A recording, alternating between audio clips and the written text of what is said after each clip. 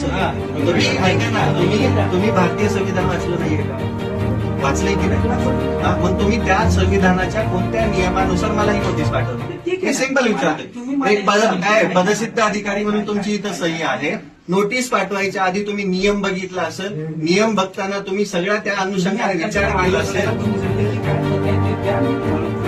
असं तुम्ही ही नोटीसच इलिगल पाठवली. तुम्ही मला आता ऐका ना, तुमच्या जिल्हा आरोग्य अधिकारी अहिल्यानगरच्या लेटरने एक लेटर लिहून द्या की ही लस कुठेच प्रॉब्लेम येणार नाही. प्रॉब्लेम आल्यावर मी जिम्मेदार असेल. मी सगळे लगेच व्हिडिओ बनवतो तुमच्या ह्याच्याबद्दल. लगेच व्हिडिओ बनवतो लगेच.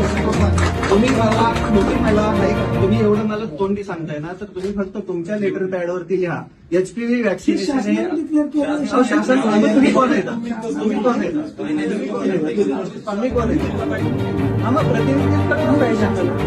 तुम्ही जे म्हणता ना, ऐका ना, व्यापक स्वरूपामध्ये एक मिनिट, व्यापक स्वरूपामध्ये लसीकरण करण्यासाठी माझी गरज आहे तुम्हाला, तर तुम्ही मला लेटर पॅडवरती लिहून द्या की या लसीचे कोणतेही दुष्परिणाम नाही झाले तर मी जबाबदार असेल. मी लगेच व्हिडिओ बनवतो तुमच्या समोर बनवतो ना, अख्ख्या महाराष्ट्राला लस घ्यायला सांगतो. माझ्या सांगण्यात घेतो.